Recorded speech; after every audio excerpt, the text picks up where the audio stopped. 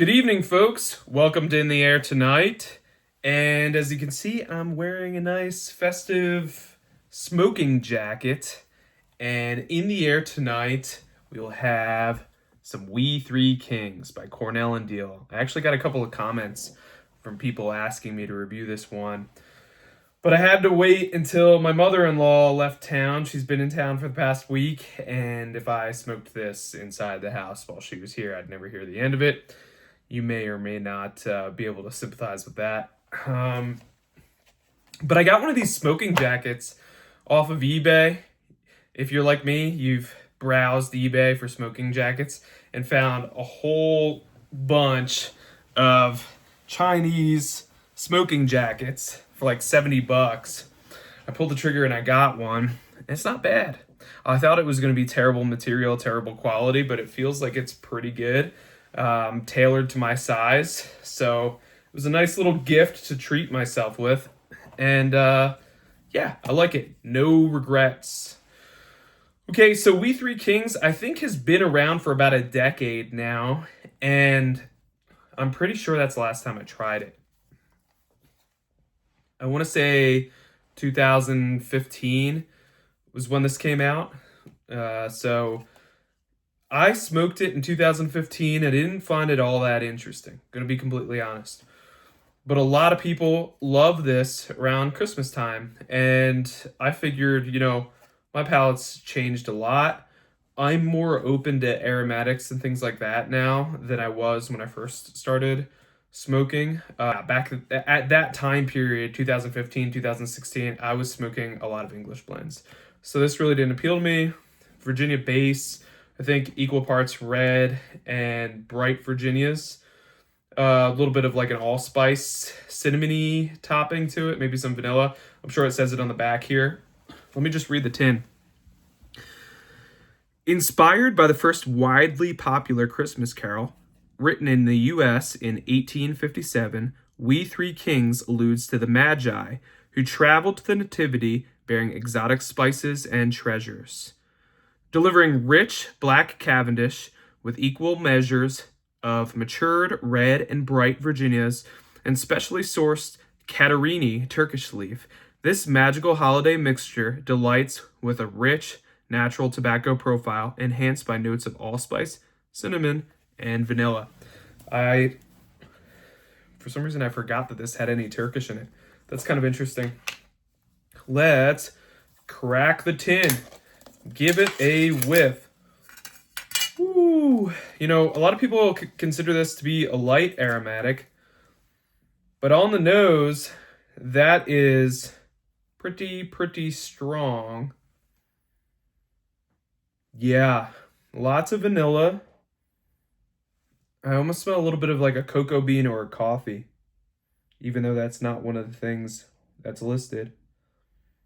And a little bit of nuttiness. I would be mistaken and think that this had some burley in it, just on the nose. It smells really good. Like, this smells like some sort of coffee drink that I would like to have around Christmas time. As you can see, you got some ribbon cut, you got some Virginias, and definitely see some Cavendish in there. See a little bit of Turkish in there as well. Kind of like a nice medley. Looks good. It's pretty looking blend. And then what am I going to be smoking today? Well, I had to pull out the Savinelli St. Nicholas. I've got several of these, and they're all pokers. And the reason being is because around Christmas time, I exclusively smoke poker pipes. Why is that? Well, if I'm decorating the tree or helping my wife bake some cookies or, plucking a bird that I shot that we're going to eat for Christmas, I like to be able to smoke and then put my pipe down. It's got to be a hands-on thing. So I think that if you're a person who smokes a pipe inside the house, or even if you're just hanging up Christmas lights or putting up some decorations outside and want to have a pipe, poker's the way to go. So packing it up, it feels like it's got just the perfect moisture level. Really, really nice. Not too dry, not too wet. It's going to smoke well right out of the tin. And I don't remember this being a particularly difficult blend to keep lit last time I smoked it, but it's been a decade. So, without further ado, let me just make sure I've got my handy dandy tamper with me. I'm gonna spark her up. Some sweetness here. Almost tastes like honey.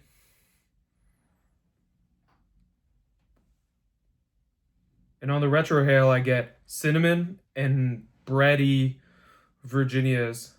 Those red Virginias on the retrohale with cinnamon. It's like cinnamon toast. It's actually pretty good.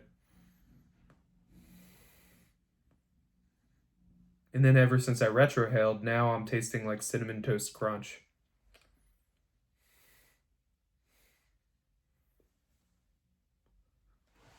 I'm getting a lot of like breakfast cereal.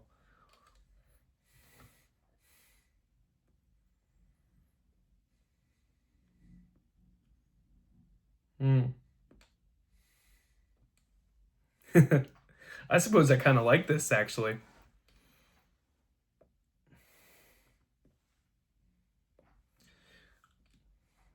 Definitely better than the last time I had it. Can just barely taste those Turkish notes. Like an Izmir that just hugs that allspice flavor.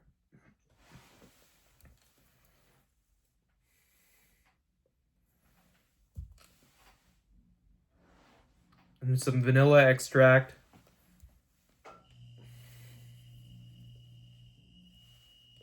This is actually really pretty tin art. I like it a lot. Camels. Who doesn't like a camel? I've got a farmer near me, a farmer neighbor, who actually owns like 4 camels. My kids love them.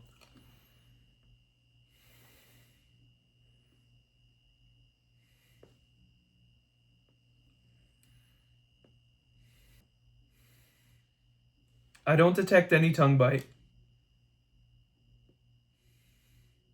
It lit right up.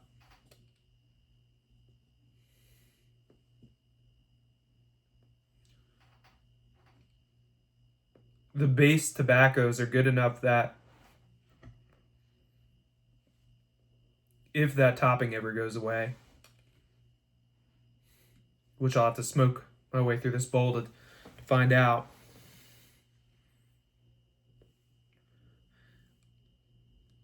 that I still think this would be really enjoyable.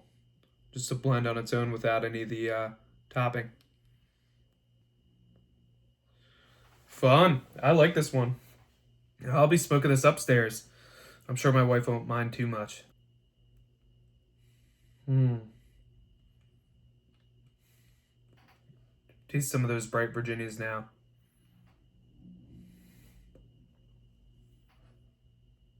I think when it's equal parts bright Virginia and red Virginias, the red Virginias typically overpower the bright Virginias a little bit. But I am detecting like just a little hint of lemony citrus here as well. It's a great little medley of flavors.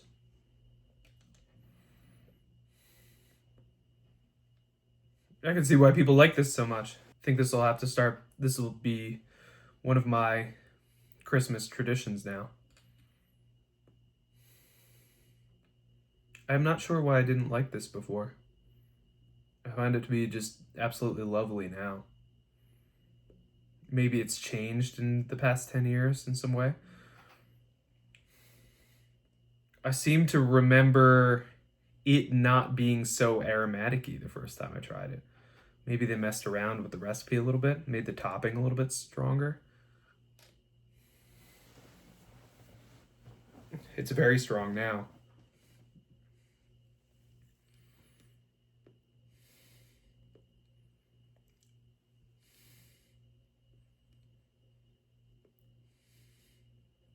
I think the first time I smoked this, it's because I was watching Matches, and he smoked it.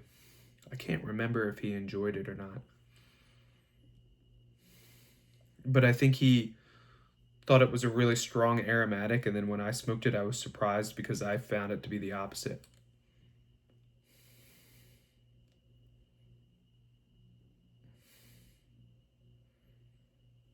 Now I'm detecting a little bit more of those Turkish flavors, which just adds a nice little backbone to this. Not a backbone. The backbone would be the Virginias, but you know what I mean.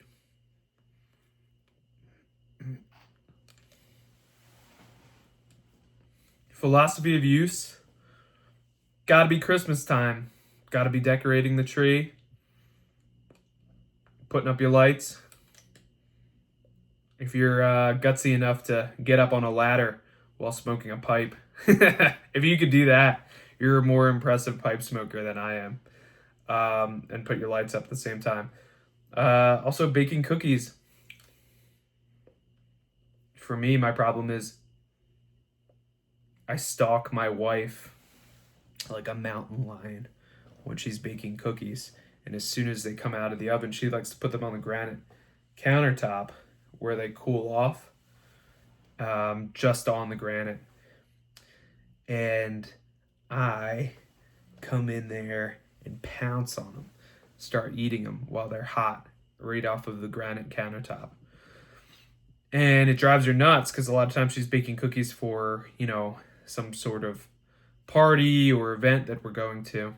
And then I get in there and I get a glass of milk and I just start housing them. So I think this would be a pretty good blend because it's got some sweetness. It's like a nice sweet little treat. And it would stave off my insatiable appetite for cookies in a way.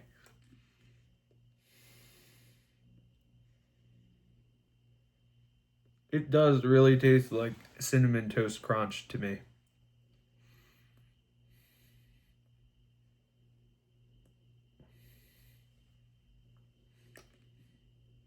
And it smells like it too.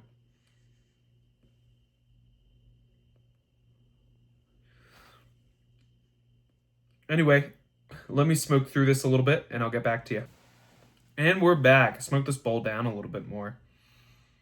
And interestingly enough, the vanilla flavors sort of got more intense for me as I started to get to the lower middle portion of this bowl. Almost a little bit too much. Um, if I could tweak this blend at all, I would reduce the vanilla just a little, just a pinch, because it can get a little bit overwhelming. Unless you're just a big vanilla monster and you can't get enough of it. You're like Winnie the Pooh, but with vanilla extract. Then I think you'll really like this. Another thing I would do, and I know the folks over at Cornell and Diehl are show watchers, so they're listening to my suggestions as I say this, but I would up the amount of bright Virginias, up the yellow a little bit, and I think that would add a little bit more of a citrusy kind of hay profile that would benefit this blend. In fact, I think I might actually take some of this and rub out some Orlik Golden Slices and do like half this, half Orlik Golden Slices for my Christmas party tomorrow. Ugly sweater party at the Cigar Lounge in town here, and I think that'll be more tolerable for a room note for everybody. Sometimes folks are smoking cigars and don't necessarily like you to pull out the Colt Blood Red Moon and start blasting through it, while they're having their cigars. So I'll probably do that just to reduce the room note a little bit, and I think it actually will just taste really great. But it's a Christmas party. Like, come on, there's gonna be eggnog and all this stuff. If you're expecting it to be just a normal day at the lounge, you're sorely mistaken. Pipe smokers are coming in there and they're going to smoke aromatics, and there's nothing you can do about it. Cigar smokers. So don't even try and complain. And if you do, bam! No, I'm just kidding. Merry Christmas. I would never do that. They're all friends. So anyway, they smell some of that pipe tobacco and they know who's smoking it usually.